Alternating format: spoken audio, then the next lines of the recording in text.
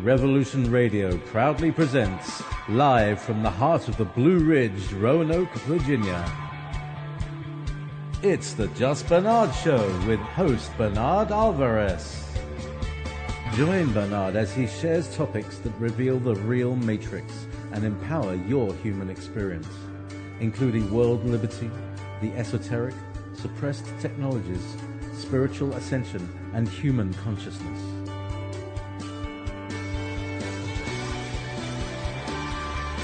Humanity has awakened, and our time has come to realize our full potential.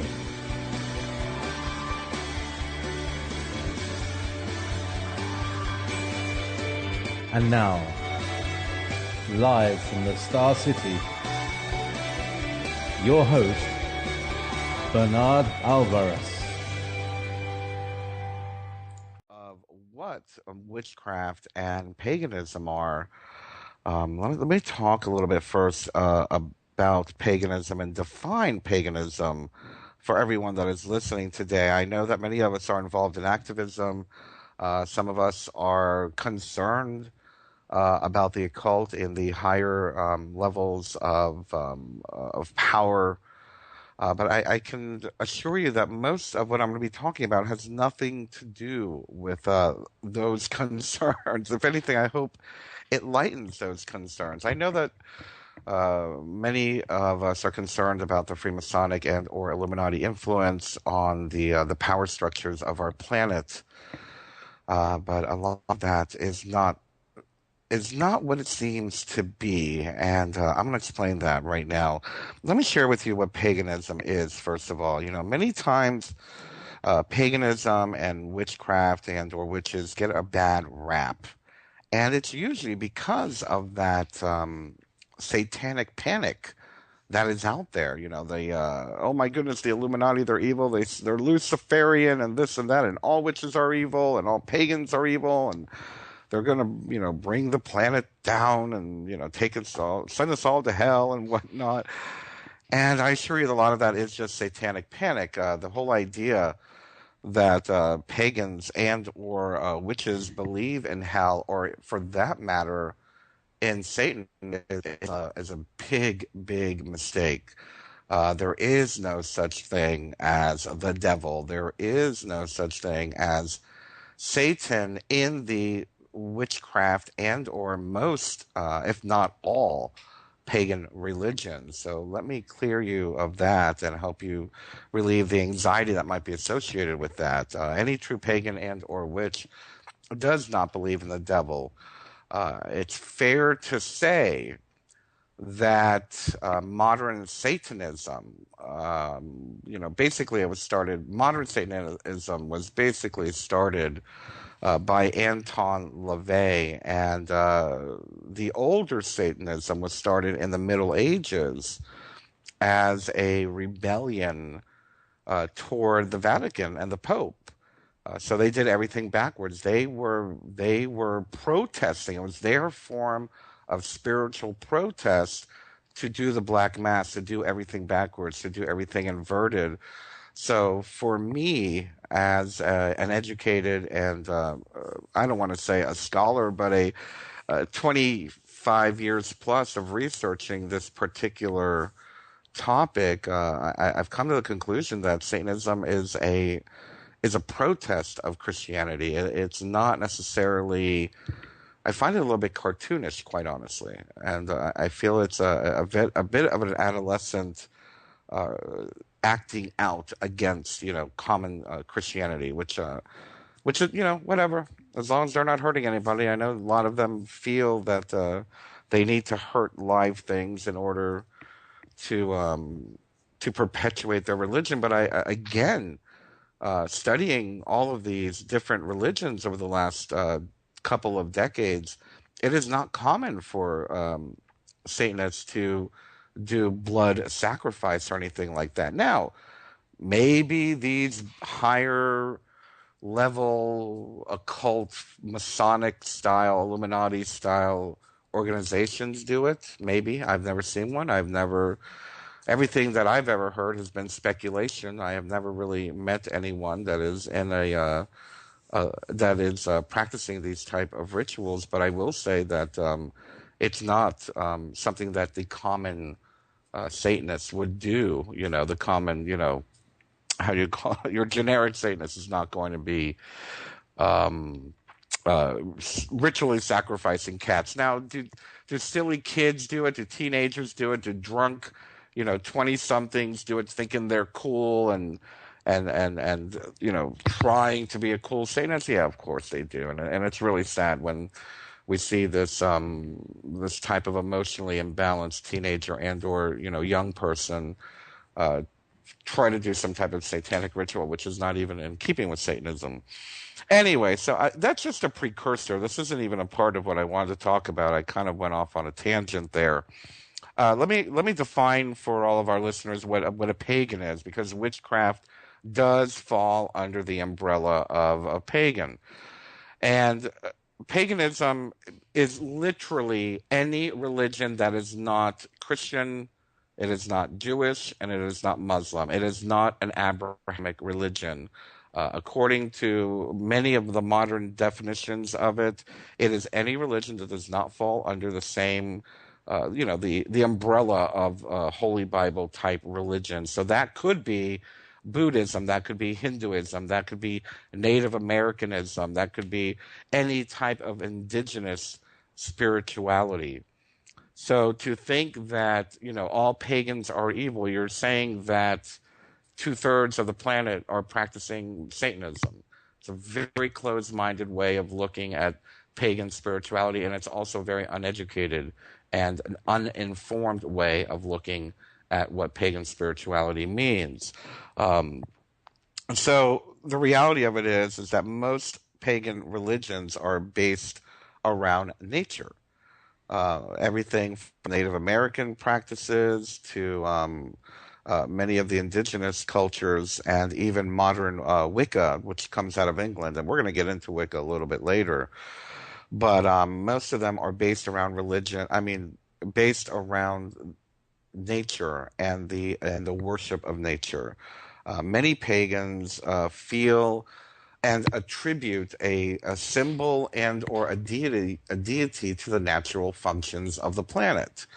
A good example, let's go back is a half a million years, when man was just being able to stand up and really didn't know how to work with fire or create shelters or whatnot. Many of these early humans would basically be very fearful of their lives when the sun went down.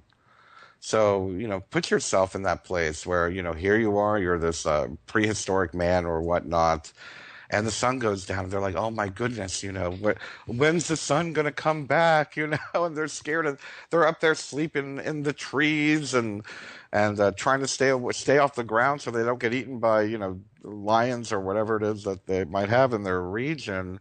And the sun would come back.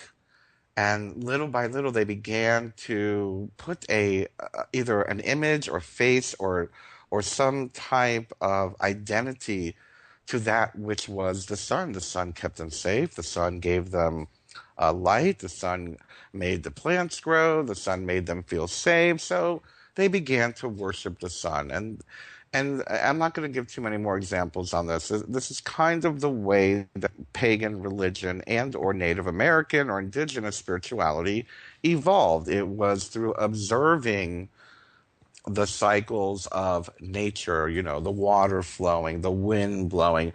And we can even move into, and we will get into more detail in a little while, the cycle of the seasons, and even like the Mayans and many others have shown, the Dogon and whatnot, they're following the changes, the universal changes, the galactic changes, and would see the cycles on a galactic level. So it was basically an observing type of spiritual paradigm that these people created. Now, when we move into modern paganism, I would probably have to split this into two types of modern paganism, because there is non-dogmatic pagan worshippers or followers or practitioners, people who consider themselves, and I am one of these people, who consider ourselves a non-dogmatic. We do not follow a pope. We do not follow a leader.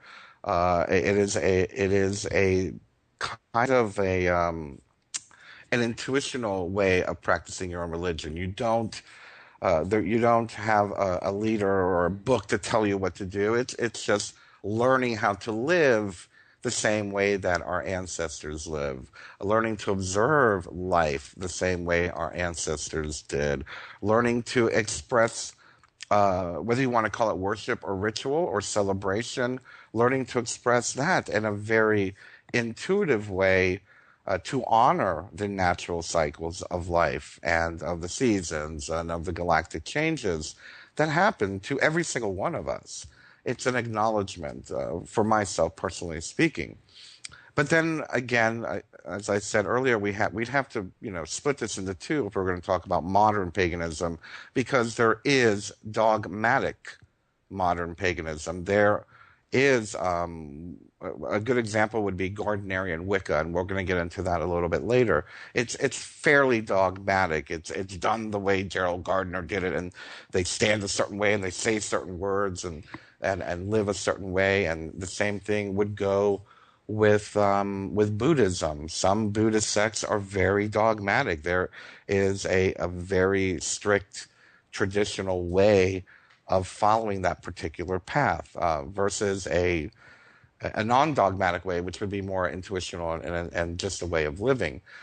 Many Buddhist sects are very dogmatic, and a good example. I really enjoy the Dalai Lama. I think he's a great guy from his words. I don't know him personally, but he does share some great information and wisdom. But he would be, the Pope of Tibetan Buddhism. The same thing goes with Hinduism. Hinduism, while it is changing in its present form from the caste system, was a very dogmatic religion, where if you were born into a certain class or caste, that's where you would stay, and that is all that you were allowed to do.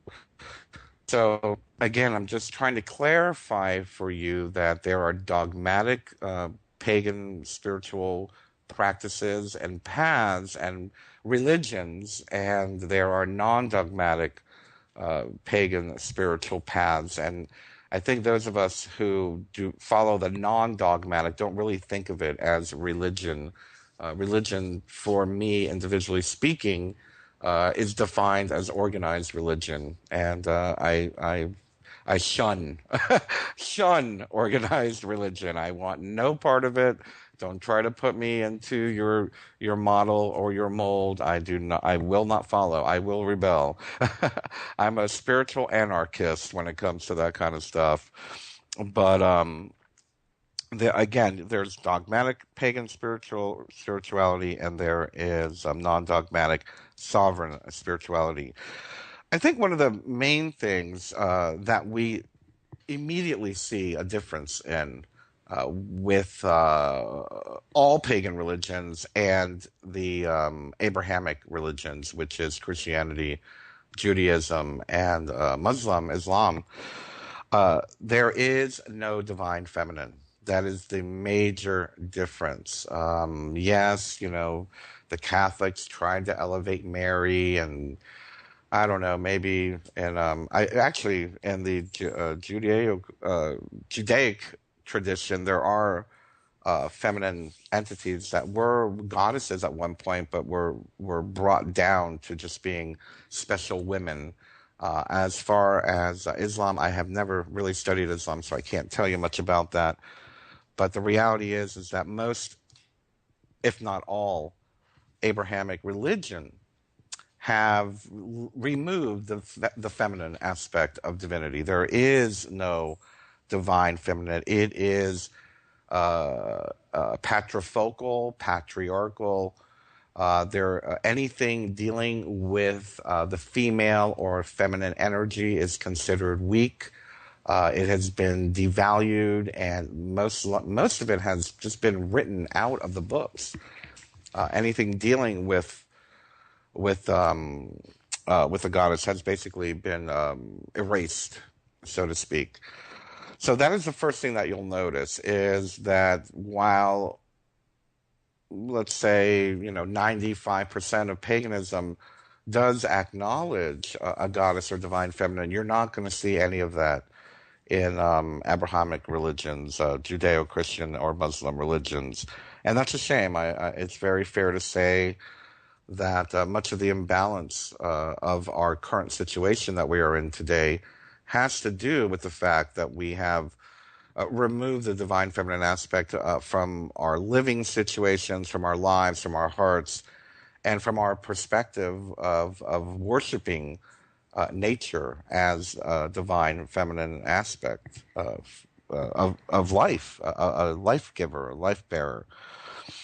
So, what is not paganism? Well, there's a loose interpretation modern in the modern sense of what paganism is. And again, I am incorporating everything from indigenous cultures to Native American spirituality to Hindu to Buddhism and whatnot.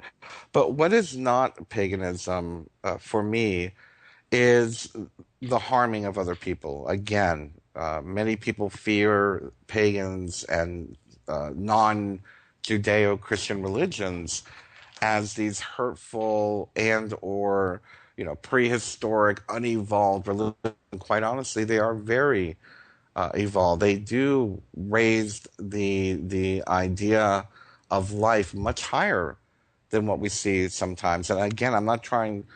Please, understand. I'm not trying to say one is better than the other. I'm just making observations that life itself, in most pagan religions, is worship. The idea of life, the idea of the light of life, of creation, of nature, is something that is very revered in most of these religions. So, or spiritual practices. So, it is not evil.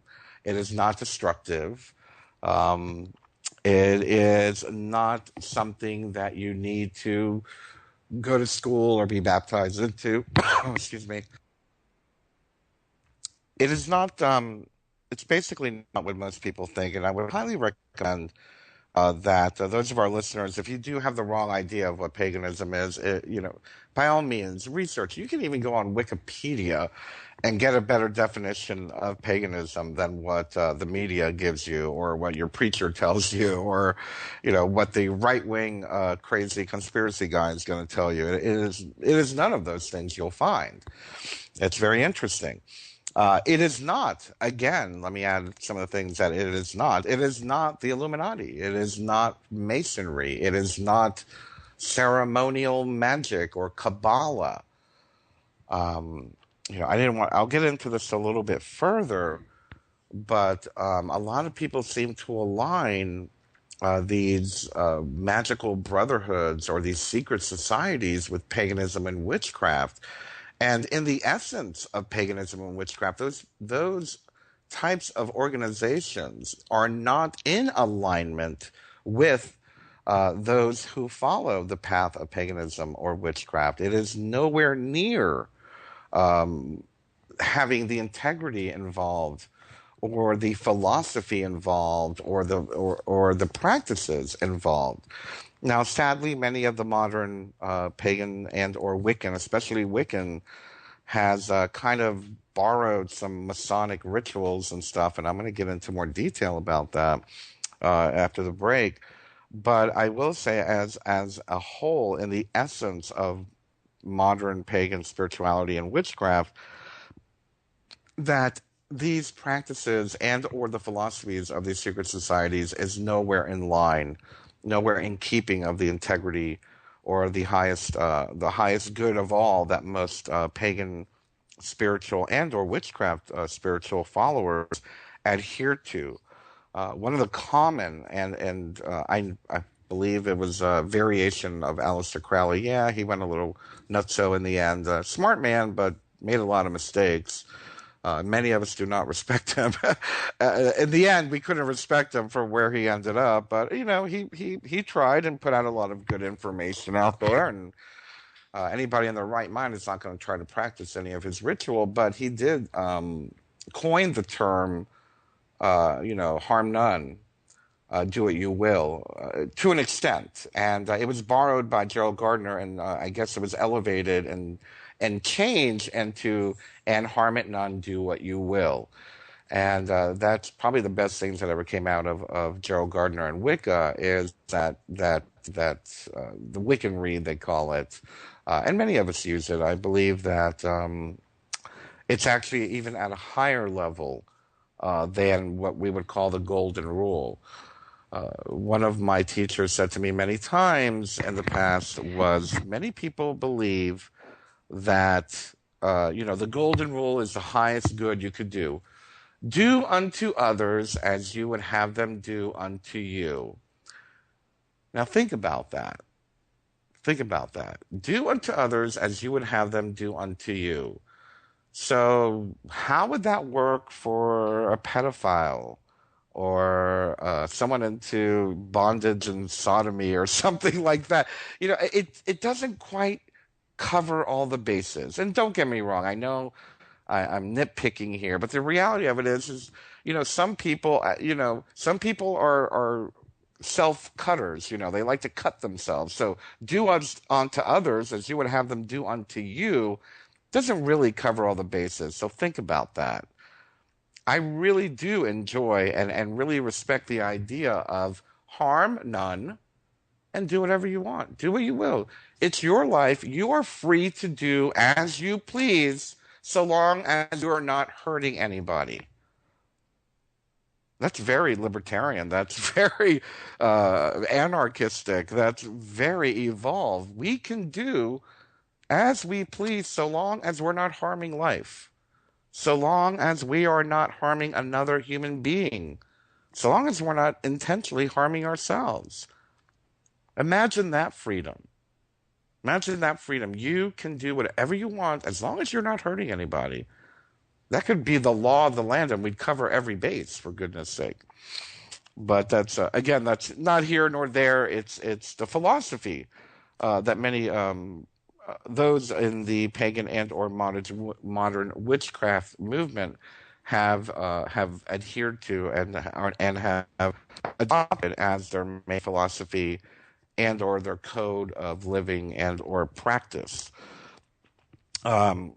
So again, the idea of paganism, the idea of modern witchcraft, it's just another way of worshiping spirit. It's not, it's very, yes, it's very different. The practices are very different. I believe that many of us who do look at the practices of, let's say, the Catholic Church, or actually, no, the Catholic Church is not very different from pagan practices. But those of us at good or normal, Baptist church or Christian church and see, the pagans wandering into the lake and, burning apples or something, they might like, what the heck is that? That's scary. That's satanic. No, it's not satanic. It's just a different way of worshiping life itself. It's just another way of acknowledging and aligning their vision, their spirit with the highest good of the universe. So different is not scary. We need to be aware of that. Many of us feel that different is bad, and that is what causes a lot of the divisiveness of this planet. Diversity is a good thing. And diversity should be celebrated, and we do find that. We do find that in pagan spirituality, and most pagan spirituality. And I'll get to of course, it's not all perfect. I'll get to the dark, unhappy stuff throughout today's broadcast. There are some negative aspects that go on. There's witch wars, and there's manipulation, and there's mind games and whatnot, but that's just a part of life. I think that happens in every aspect or group dynamic. So it's not like it's utopian. It's not a utopian way or practice. There are people that do take advantage of others, and there are many people that hurt those that are not as smart as them or are gullible to fall for certain things. But I will say, all in all, it is an alternative. But let's move on a little bit. I want to move toward, modern witchcraft. What is modern witchcraft? Many people today, here we are, we're in 2014. Most people imagine witchcraft as like Wicca, and actually Wicca is considered a religion now by law. They have Wiccan ceremonies in prison. They have Wiccan ceremonies in the military. They have Wiccan clergy at hospitals.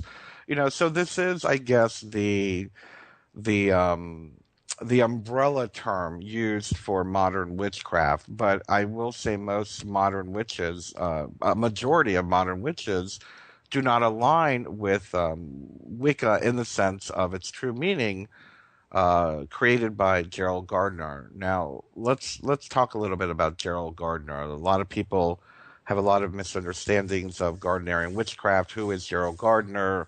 What was he? If anything, I respect the man for bringing witchcraft religion, nature religion, back to the forefront, making it more public, making it more acceptable. He was a great activist for bringing, witchcraft to the forefront and making it public again. As a matter of fact, I believe, I don't know if he had anything to do with it, but I know that at the time that he was talking about it in England, witchcraft was still illegal. You could be arrested for practicing witchcraft, which I think is insane. But that was in the 40s and 50s and whatnot. But let's talk about this man, Gerald Gardner, for just one moment. Gerald Gardner, first of all, was a very affluent, very wealthy.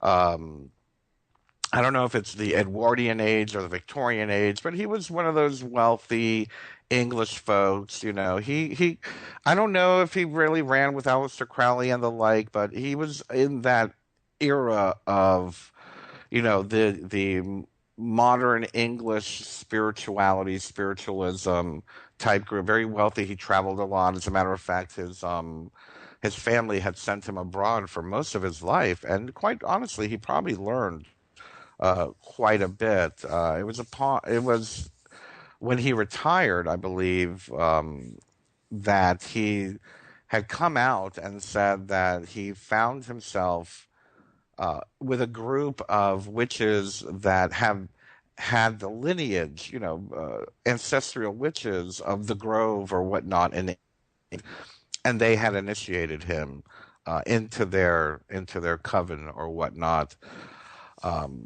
Also, however, and again, I'm going to have to double check this, but I do believe he was a Freemason or was involved in Freemasonry in some way. And the reason why I bring this up is, all the good that he did. And again, I'm very grateful that he had the ability to bring witchcraft out to the public and made it. Actually, he didn't make it an official religion, but he made it a part of the modern conversation after the 40s and 50s. But the way that he taught witchcraft, and any metaphysician, any researcher is going to agree with me here. Most of the work that Gardner did was Freemasonic at the core. Wicca is the term that means the wise one. However, Wicca, while it may be a Celtic/Gaelic term, I forgot which one it is, he used the masculine term Wicca, whereas the female term Wicce, Wicce, Wicce, which is where the term witch comes from, is the feminine term. Most witches at the time, and if not all were goddess oriented, feminine oriented. It was matrifocal. It is done through the mother, through the priestess, and passed along that way. And Gardner, unfortunately, and I can say this, unfortunately, brought in the patriarchal. He brought in the Freemasonic ritual aspect to it. For those of you that understand Freemasonry, Freemasonry is kind of based in Kabbalah. And I know that they say they're not religious, and I know they say they don't believe in God or the devil or anything like that. But the reality of it is that all of the rituals and whatnot involved in Freemasonry go back to the Temple of Solomon and Hiram Abiff, who built the Temple of Solomon, et cetera, et cetera. So they are utilizing the God of the Bible, Yahweh, or you know what are the Elohim, et cetera, et cetera, going back to the Hebrew gods of that particular tribe back then. So by having Gardner bring in this type of energy, it really did change and modernize modern witchcraft. Unfortunately, it de-elevated the feminine aspect and the feminine principle, and brought in the now more masculine aspects that Freemasonry had been involved in. So yes, for those of you that are listening, if you are Wiccan and you're practicing Gardner's rituals, you're basically doing a spin-off of what Freemasons do. And I myself am in the process of we are writing the ritual for the new coven that I'm putting together, and we are doing our best to get rid of any Freemasonry involved. There, I don't want any Freemason wording, no Freemason ritual, nothing to deal with the Freemasonic rituals that are based on the Judeo-Christian God. This is not what witchcraft is. It is not pagan. That is for lack of a better term, a perversion of Kabbalistic ritual. And that's what Gardner did. I'm sorry to say, that's what Gardner did. But again, very happy that he did have the ability to bring this out to the forefront and to, make Wicca popular, make people, bring it to the attention of the masses, and give it some type of legitimacy in the world, whether it be the military or the government or whatnot, which always makes you question, well, now that it's legitimate in the eyes of the government, do I really want to do that? But anyway, back then, of course, there were other aspects of Wicca that were very popular. There was a type of Wicca called Alexandrianism. Again, a very male-oriented version. Alexander was known to be very eccentric, very egotistical. He would do initiations like on the phone, Apparently, there was a story that he had initiated something like 200 people in his lifetime, if not more. As well, in the 60s and 70s, there was Frost Wicca, and I'm not sure how many of you remember in the National Enquirer. Remember growing up in the National Enquirer? Those of you that are my age in your 40s and 50s. And in the back of these magazines, there'd be these books of like learn witchcraft, and you'd get this book, and that was Frost, Gavin and Yvonne Frost. And that was called Frost Wicca. And again, the goddess was basically removed. It was very male-oriented, very patriarchal. It was not true ancient practice style, indigenous paganism and or indigenous witchcraft, which basically came from Northern Europe. But anyway, so again, a lot of the more popular ones became very patriarchal. Now we're looking at, in today's day and age, we're seeing more and more women taking the forefront. We did just lose a very important leader in the witchcraft movement, Margot Adler. Those of you that know her might know her from National Public Radio. She was with and whatnot, and she wrote the book Drawing Down the Moon. She passed away about 2 months ago, and she was a very vocal and activist-oriented priestess. As well, we have Starhawk right now, who's very, very involved in activism. She is all about getting more sovereignty to the individual, civil rights and whatnot. And as well, we have Selena Fox with oh geez, Circle. Oh, the pagans are going to strike me down. Circle Sanctuary, and she's very active again at saving land. As a matter of fact, they've Circle Sanctuary has created a land trust to save save the environment and whatnot, and they have a very large compound, I guess, to of a reserve, a nature reserve. So the good news is that the women are now taking the lead, and I believe that's the way it should be. Let's talk about it for a minute. We only have about 4 or 5 minutes left here, and let me jump into some of the different denominations, I guess you could call it. There are different types of groups. You have the ability to join a Gardnerian group, or an Alexandrian group, or a Dianic group, or as a matter of fact, there's a coven of pagans out in L.A. That worship Jim Morrison as the divine masculine. They use his image. And we're going to get into the dynamic of images and, the I'm sorry, I can't even say that word today. The anthropomorphic aspect of gods and goddesses. Are they real? Are they images? Are they energies? And I'm going to share that with you in just a minute when we get out after the break. But I just want to touch on the different types of witchcraft that is available out there if you're interested. Like I said, there's this coven out in L.A. where they worship Jim Morrison. I believe it's called the Circle of Dionysus, and I wouldn't be surprised if it was Pam, his girlfriend, that started it because she was a witch. But there are Dianic groups out there, and Dianic groups are strictly for women. Many are lesbians, many are not, but it is strictly for women. They do not like men at all. So, I don't know where the balance is in that. I respect them. They have the ability, they have the right to be there and do what they will. And as a matter of fact, I do believe that we do need to elevate more of the feminine at this time in our life.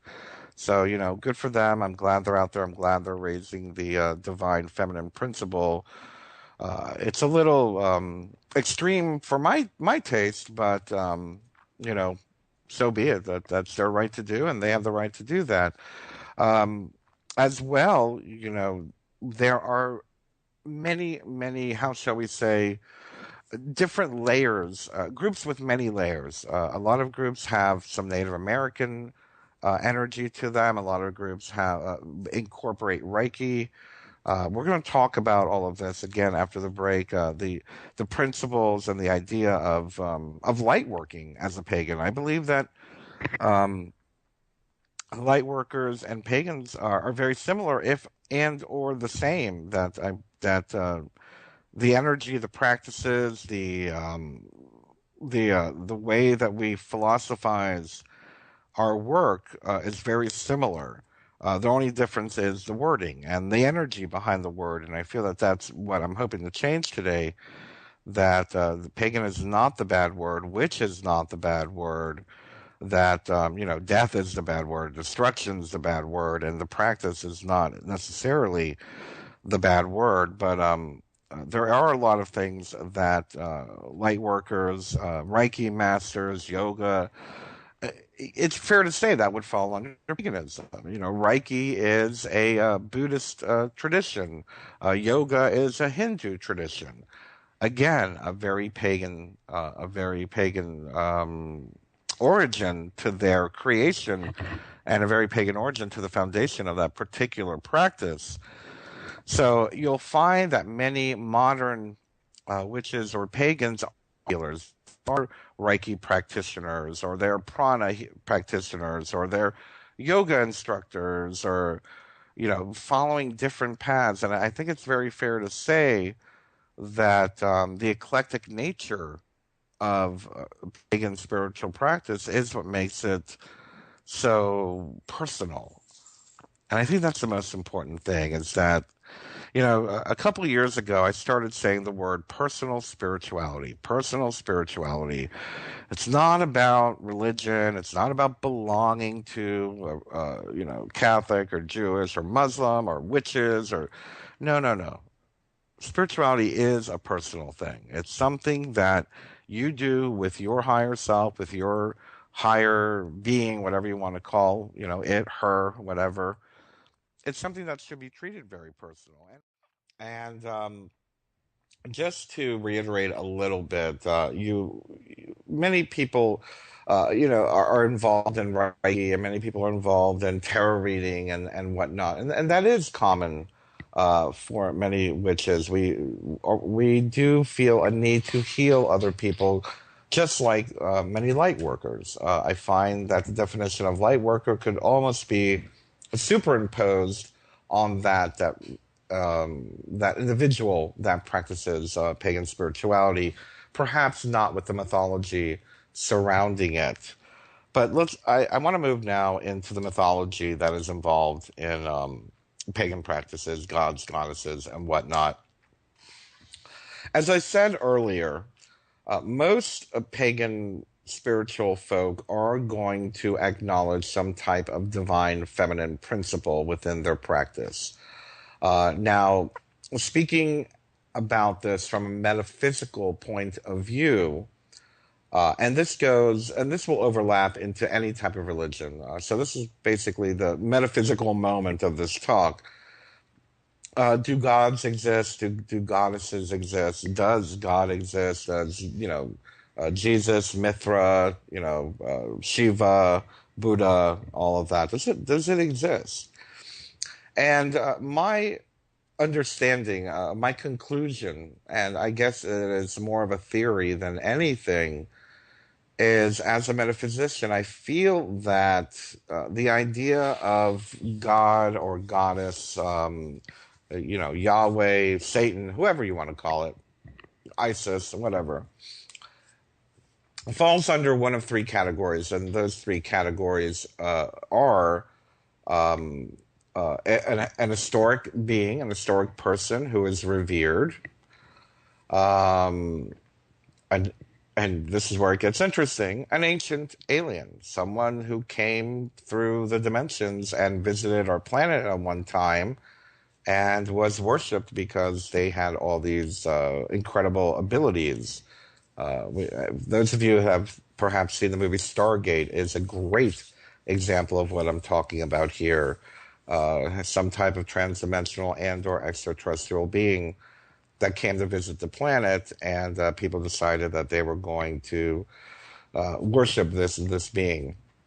And then lastly, my idea of what a god or goddess could be is a concept that became an etheric construct and was given life, kind of like a golem. For those of you who don't know what a golem is, it's an artificial intelligence created and given life through energy. A great example would be, well, I know that people are probably going to disagree with me here, but the idea of Satan. Okay, I know that in the Muslim, the Quran, they talk about Satan, but Satan was never really talked about in the Bible, not till much later. And it was this idea of the ultimate evil. And so many people talked about it and talked about it and talked about it and gave it life. They gave it what it looked like, which, by the way, let me just clarify something here and now. The idea of the image of the devil with the horns is nothing more than the Vatican trying to create some type of propaganda for their followers to hate paganism. The pagan practitioners of that era, of that time, worshiped the horned god of nature, which was a deer or Cernunnos or Hern. And he represented, the stag. He represented a deer, a goat, an animal with horns. That's all it represented. And this image of this devil with the horns was created by the Catholic Church in the Middle Ages. So there's a great example of creating this etheric thought form, that this is what it looks like, and this is the characteristics it has, and this is what it does. That when you have millions of people over, dozens of generations, we're creating an etheric thought form and have given life to something on another dimension that isn't natural. It's an unnatural creation.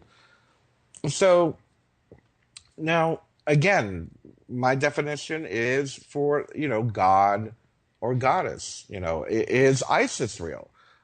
Sometimes I wonder if Isis is literally a ancient alien. Did she come down here?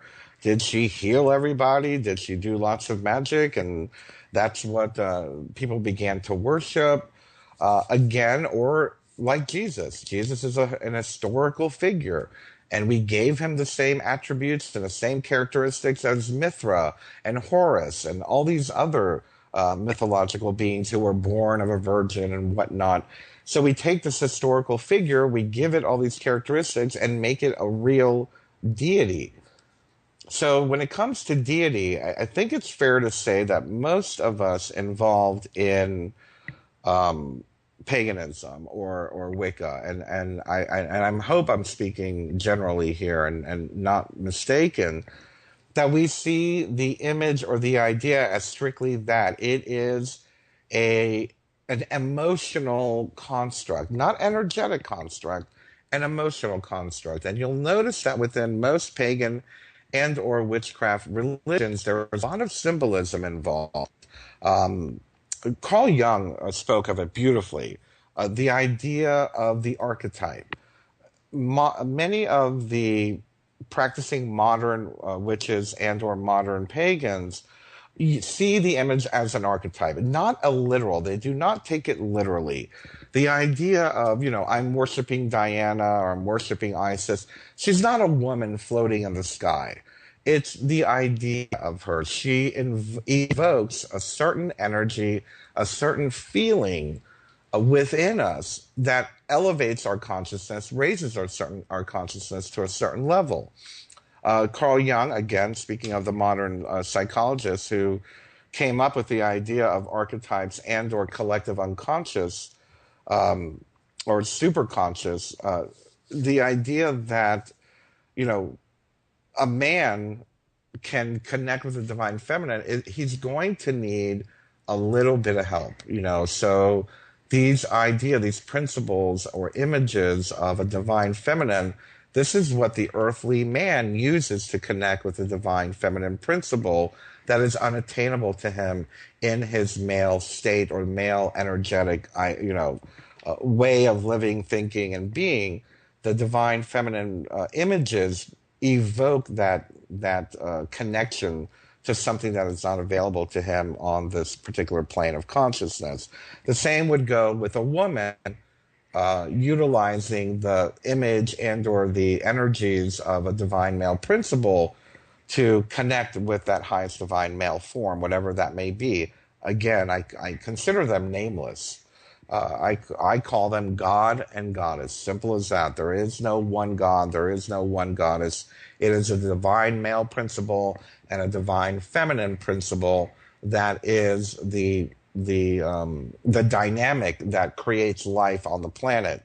How silly it is that many of these myths, especially after the patriarchy took over, if we look through history of what happened with the Greeks and with the Romans, once the patriarchy took over, all of a sudden we have Zeus giving birth to Dionysus out of his knee.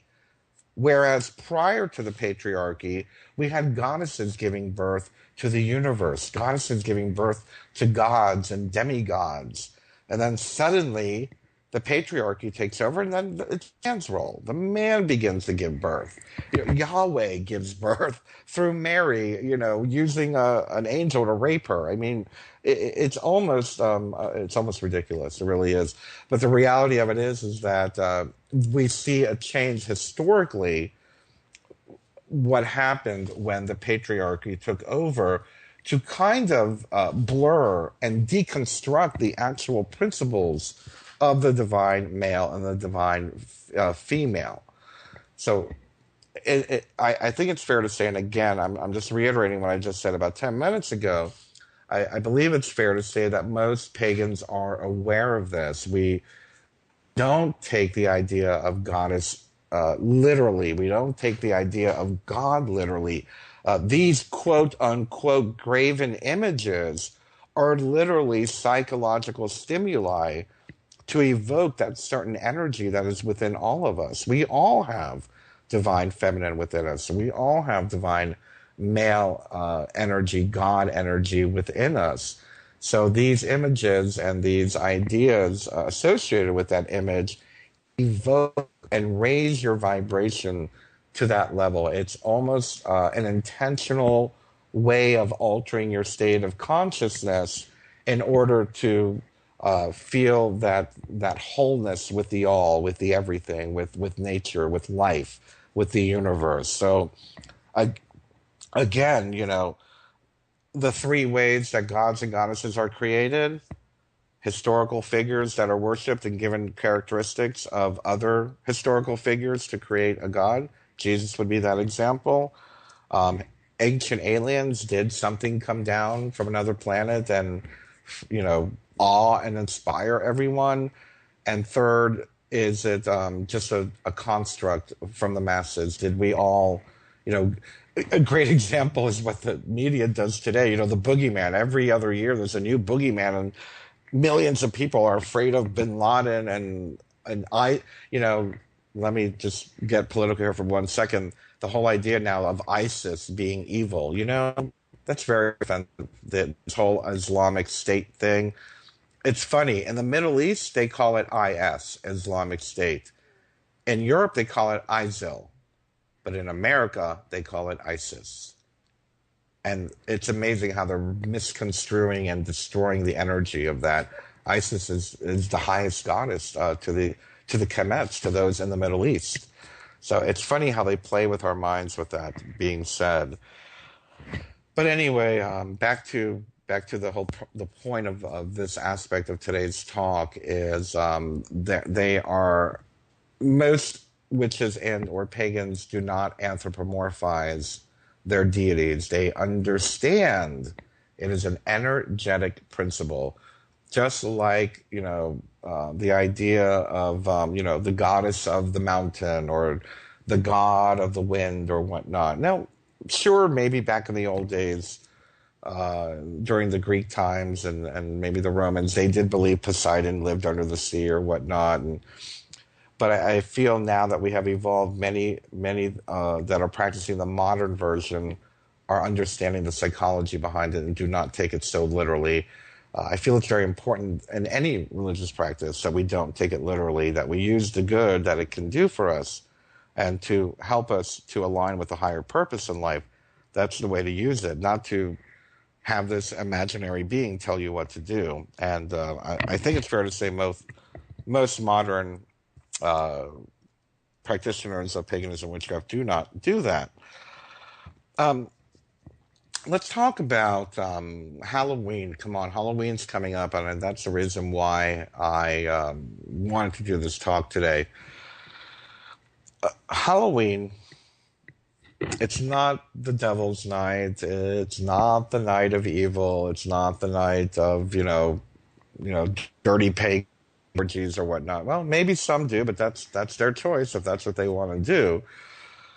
Halloween represents the end of the cycle, and I think a lot of people get very confused on what the meaning of Halloween is. I had a friend of mine call it the gay Christmas. It's gay Christmas. All the gays like to dress up in drag and have big parties.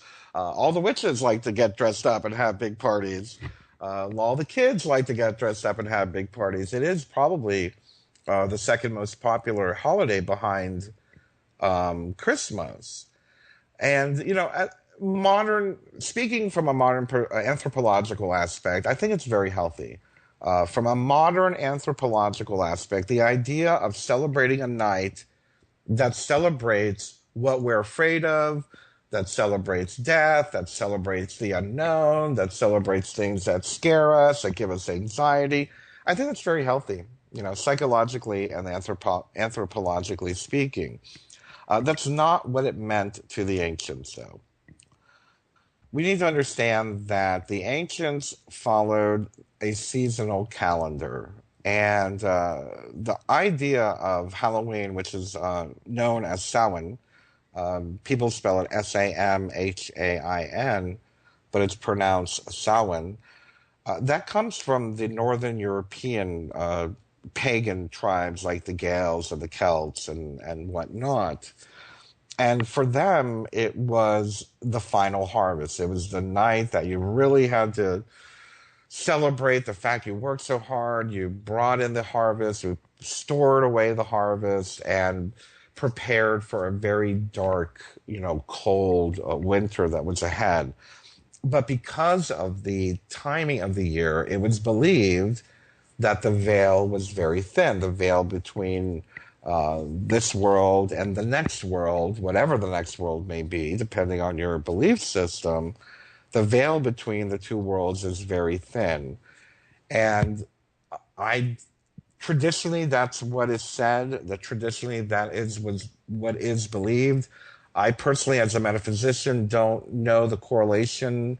If anybody does know, I'd be very interested to know, is there an astrological, energetic aspect that makes this the time of year where the veil is the thinnest? I'm very interested to know that, but I do believe it's just a traditional superstition. With that being said, it was the and is the witch's new year, and at this point, it's celebrated that this is when the sun disappears. We're moving into winter. The sun goes into the underworld. Some of the mythology involved with this is the mythology of Demeter and Persephone, where the daughter goes into the underworld and meets up with Hades and gets tricked by Hades, and then comes back in the spring to give life to give life to the flowers and the plants and whatnot. So it's very agricultural based. If you think about it, put yourself in that time and in that era. The sun disappears. I know here in Virginia, we only get 7 hours of daylight at times. It's very strange, to have that sun disappear for so long. And these people were celebrating it. They were aware of the changes of what was going on.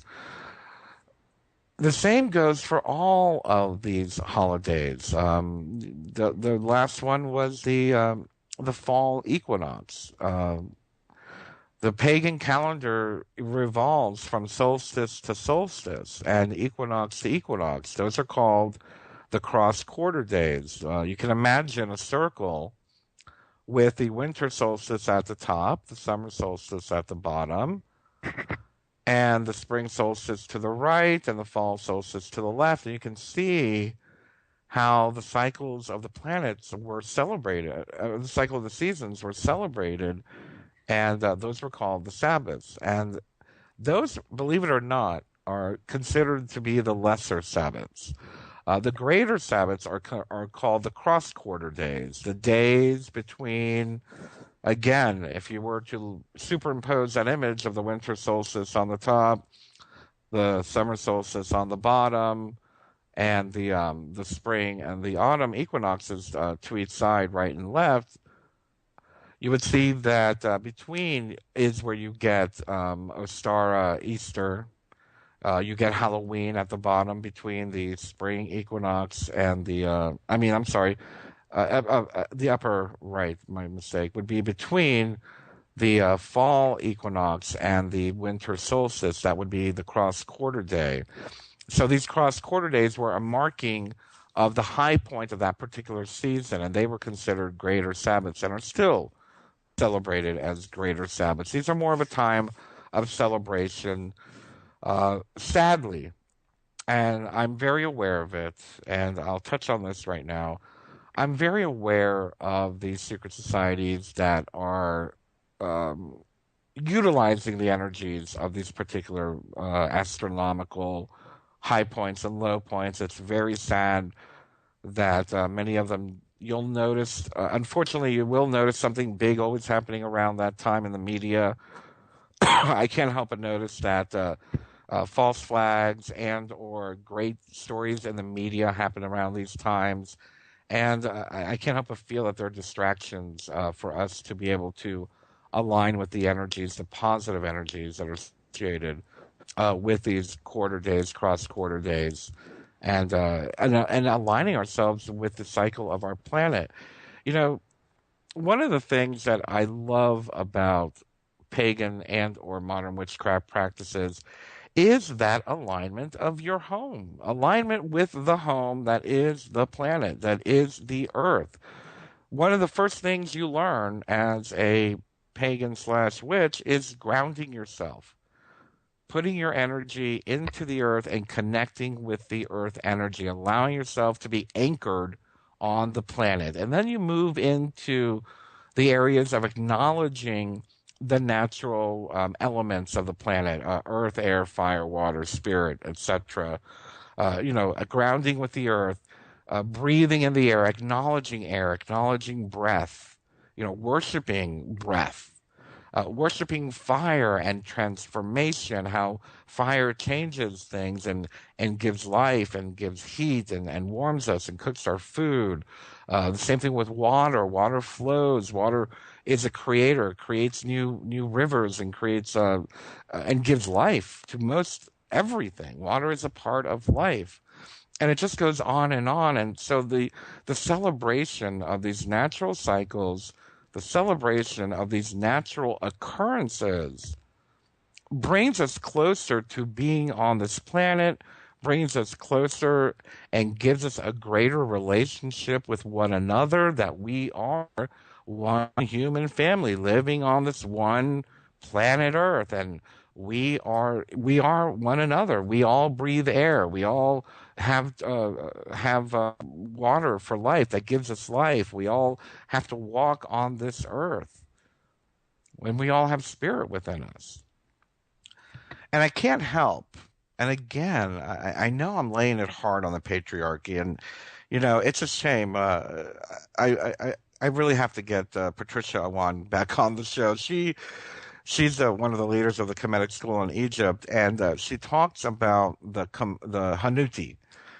And we talk about patriarchy, and a lot of people get confused. They believe that patriarchy started with Judaism, and it didn't. It was way before that. It was before the Greeks. It was before the Romans. It was into the era of the I forgot what dynasty that she mentioned, but she had clarified for me the particular dynasty where the Hanuti took over. And we're talking the ancient Egyptian dynasties. And what had happened was that at one point, and this is very interesting because in modern witchcraft, everyone is considered a priest or a priestess once you're initiated. Once you're initiated into the religion of witchcraft, you are considered a priest or a priestess. You are a practitioner. And the same thing was for ancient Egyptian Kemetic practices, that everyone was a practitioner. Everyone was a priest. Everyone was a priestess. Everyone had the right to go through the initiation and learn the knowledge. And what happened was during one particular dynasty, and I can't remember which one it is. I don't know if somebody out there could tell me, but there was one particular dynasty where the quote unquote the Hanuti came into power. And then all of the power shifted to the priests, the priesthood. Notice I say priesthood, not the priestesshood, the priesthood. The men took over. And then all of a sudden, the men were charging people for the initiations. The men priests were charging people to go to the temple. The men priests were charging for favors. You want a prayer? Give me 1,000, elk, or give me 1,000 sheep, and I'll pray for you. The corruption came in, and that's what it comes down to. The corruption came in. The patriarchy came in, and with the patriarchy came the corruption of spirituality.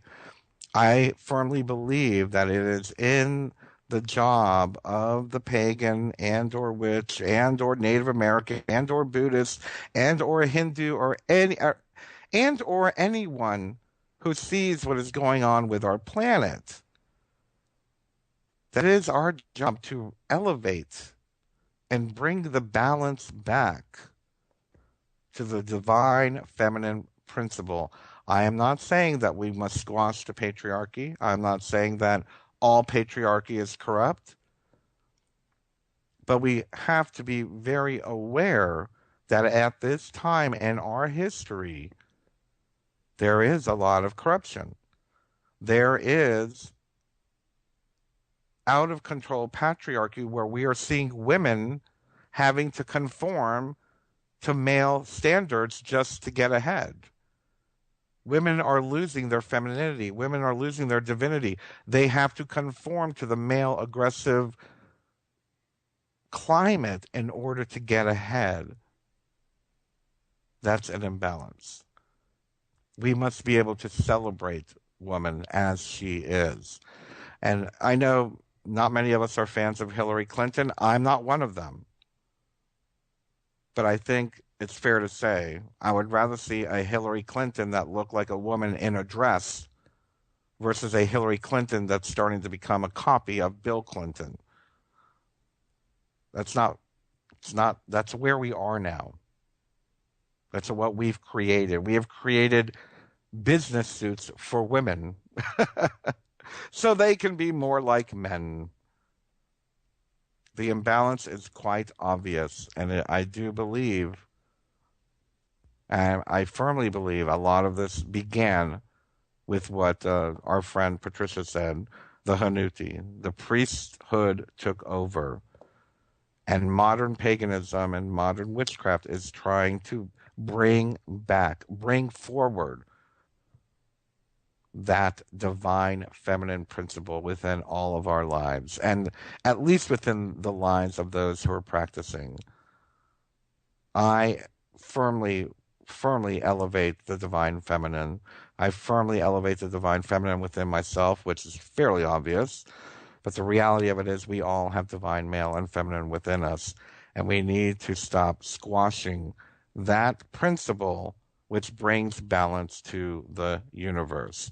The universe is perfectly balanced, perfectly natural, but yet here we are in this 21st century on this planet, creating more and more imbalance to further remove us from the natural principles of life, the natural balance of life, and the natural balance of the universe. We are destroying the planet. We are polluting the water. We are creating war. We are destroying the feminine principle of our women, either by treating them like garbage or making them act like men. We have a lot to do. We have a lot of work ahead of us. And I'm very grateful for those of us who are participating in this type of spirituality that helps to elevate that. I want to point out that I firmly believe that anyone has the right to practice whatever religion they see fit for themselves. If you feel aligned with Christianity, you have the right to practice Christianity. If you feel aligned with being Muslim, you have the right to practice Muslim. If you feel aligned with Judaism, Buddhism, Hinduism, or atheism, we as human beings on this planet do have the right to practice our spirituality as we see fit.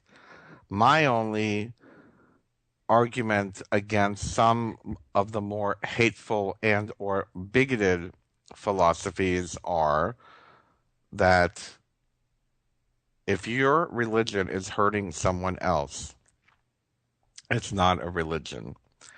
If your religion perpetuates hatred toward women or homosexuals or blacks or Arabs or Native Americans, it's a hate group. I'm not saying that the entire religion is a hate group. I'm saying that one aspect of that religion, that one synagogue, that one church, that one mosque is a hate group.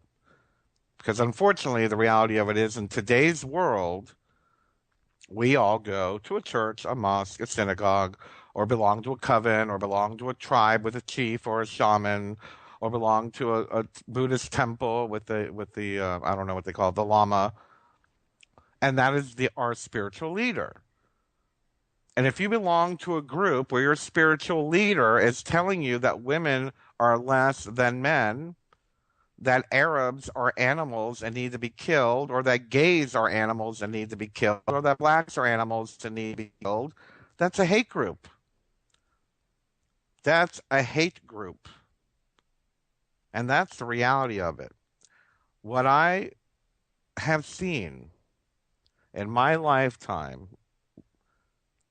with all of these different religions and with my experience of being one of these people that grew up Catholic, was diehard Catholic, got involved in Satanism for about 3 minutes, became a born again Christian, became a born again Gardnerian Wiccan, became a Egyptian Kemetic priest, became a garden variety pagan.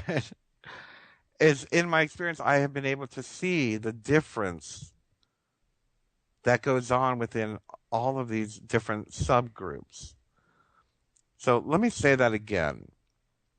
I'm not saying that paganism is better. I'm not saying that witchcraft is better. And I'm going to tell you some of the negative aspects of that I have seen in some of these pagan groups. There's a lot of negativity involved with some of these more ego-based, dogmatic people that want to have power over people. But that's exactly what we're seeing in some of these others.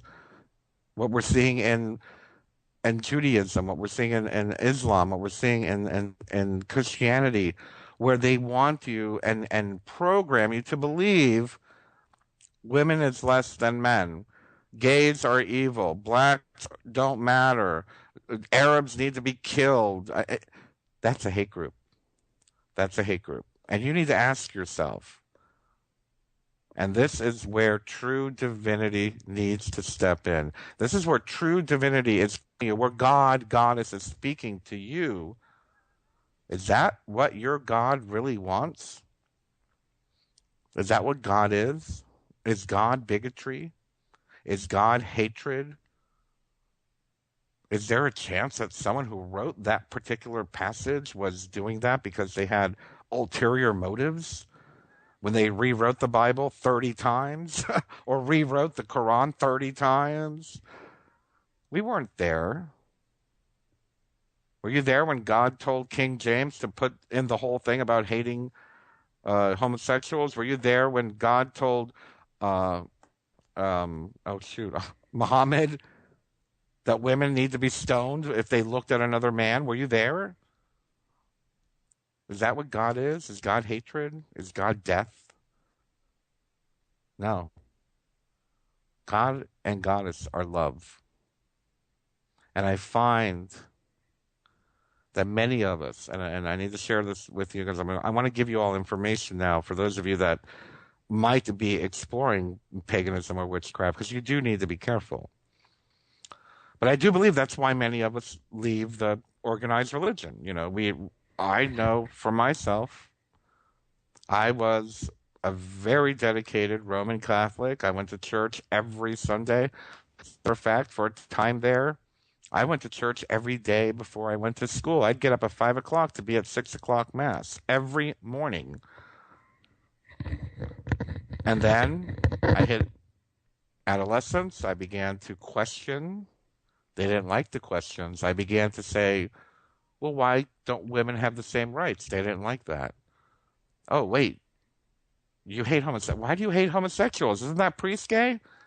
They didn't like that. Get up.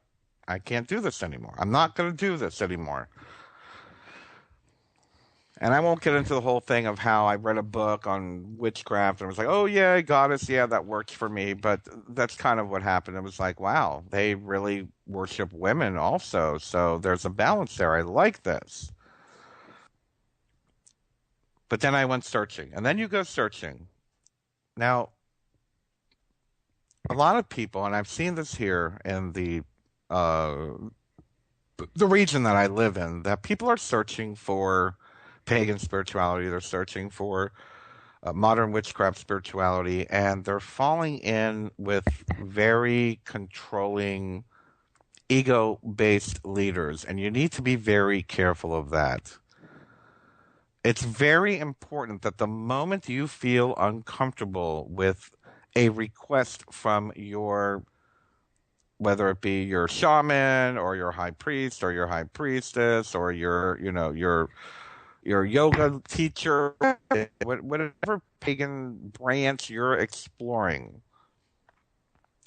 I've had, as a matter of fact, the very first coven I ever belonged to, this woman demanded $25 a week. Now, that was back in 1992.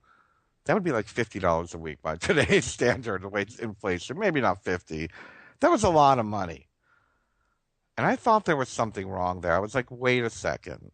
You're demanding me to pay you this much money every week to be a member of this coven? There was something very wrong there. The same thing goes with those that might want to manipulate you or try to force you to be a part of something sexual that you're not comfortable with. A lot of modern Wiccan covens involve nudity, and that comes from the fact that Gerald Gardner was a naturist. He was a nudist. So he incorporated nudity into the ritual. Some people like to be nude. That's fine. Go ahead. If you want to become a member of a nudist Wiccan pagan go for it. I think it's great. I'm not a nudist. I'm not one of those people. As a matter of fact, I still blush. I'm like a high school kid. I had a member of a coven I was a member of, and she wanted to do the ritual naked, and I'm like, that's fine, but I still blushed. I was like, we're all dressed and you want to be naked? Well, that made me feel a little high schooly, and I blushed and whatnot, and it was distracting.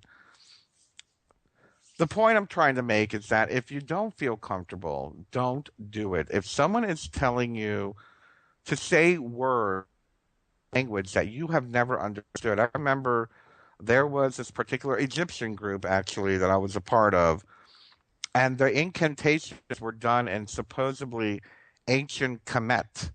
I don't speak Kemet. I did not feel comfortable chanting words. For all I know, I can chanting explode the world and kill everyone. I have no idea what those words were. I had to leave the group. I did not enjoy or did not want to participate in chanting in a language I did not understand. Now, unfortunately, when people get involved in these types of groups, they're so excited to be a part of something. A, they're excited to be a part of a group, and B, they're just so excited to, oh, I'm doing a pagan ceremony, I'm doing a witchcraft ceremony, that they don't question the dynamic and what's in that actual ritual. For goodness sake, a great example is the work that I was doing during the first half of my pagan spirituality. Little did I know that the Gardnerian ritual was based on Freemasonry, that we were calling the Watchtowers of the East. That's Freemasonic. That we were doing the Great Rite.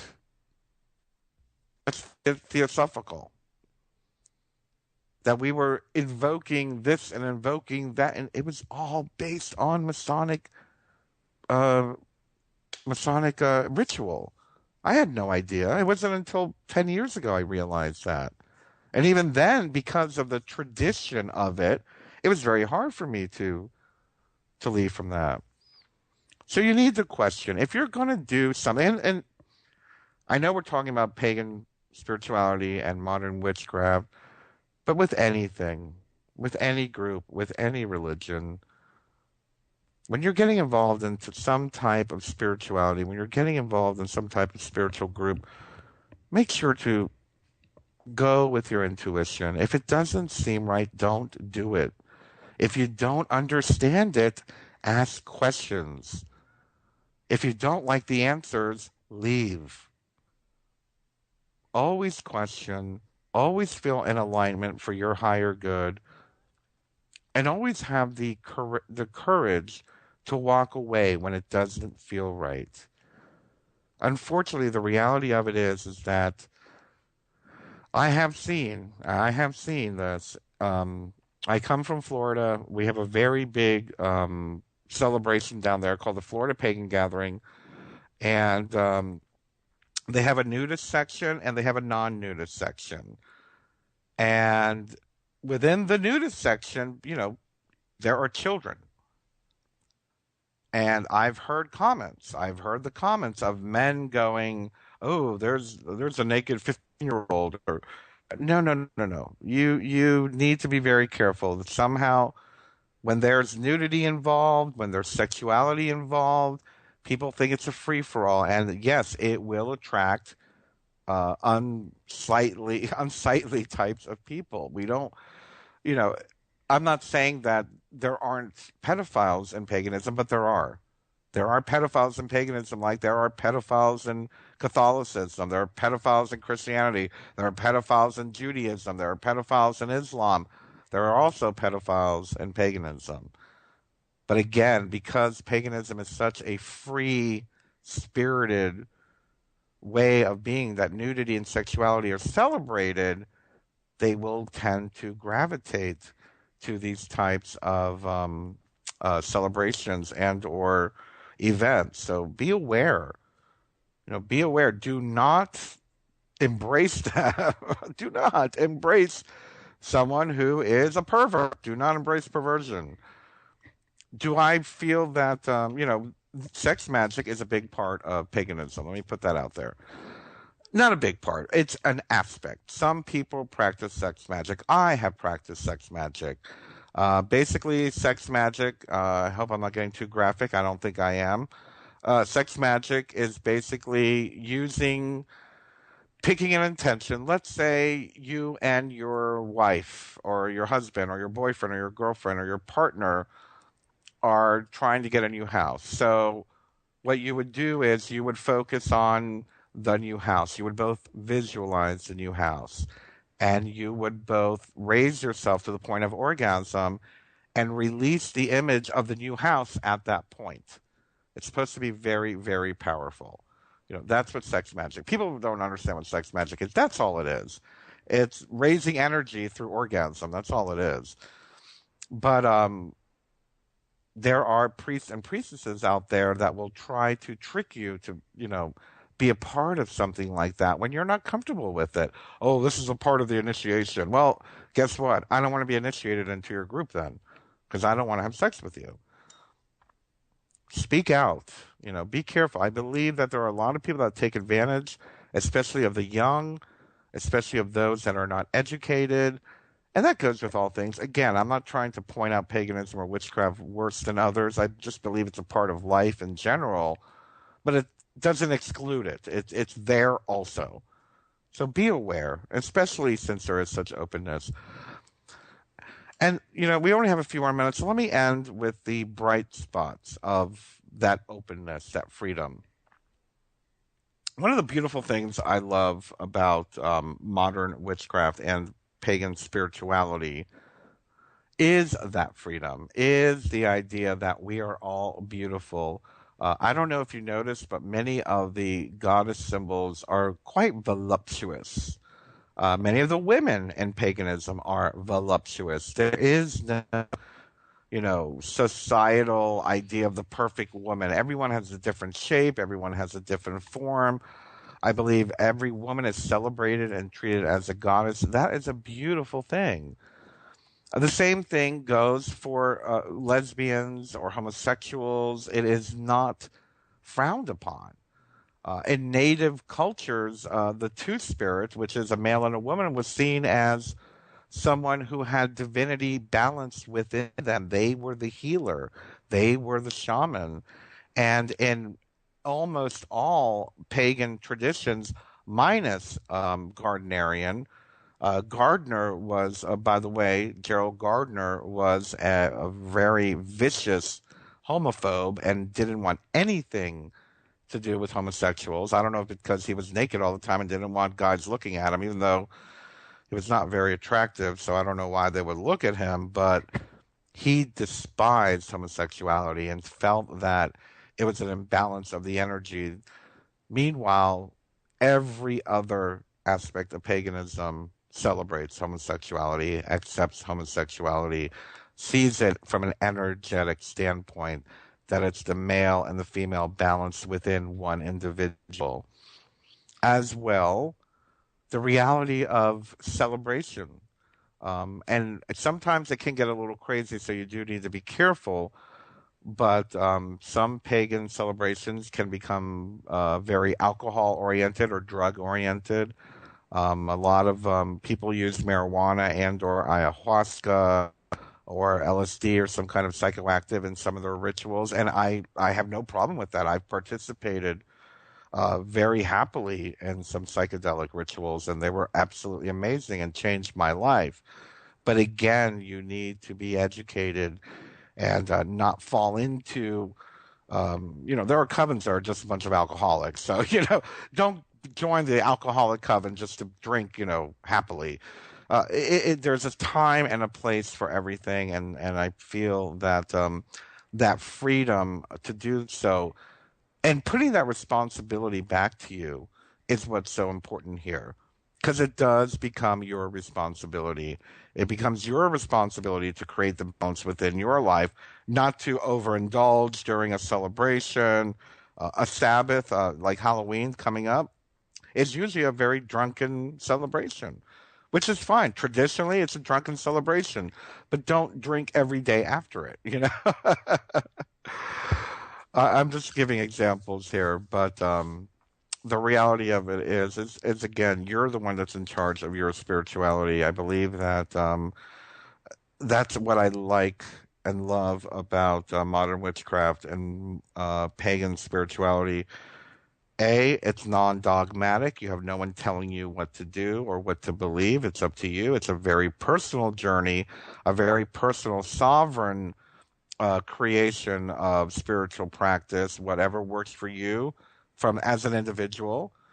If you choose to be involved with a group like a coven or a grove or a circle or whatever, that as well becomes very unique to that particular group. As a group, you create your celebration. As a group, you create your practice. As a group, you create the style of worship that you're going to do. So again, very individual and very well, anarchistic, for lack of a better term, very non-centralized. There is no witches council, there is no there is no goddess pope or witches pope. There is no rules on how to be except to have integrity and to be the best that you can be and live at the highest vibration that you can. So that's a very positive aspect of what it could be.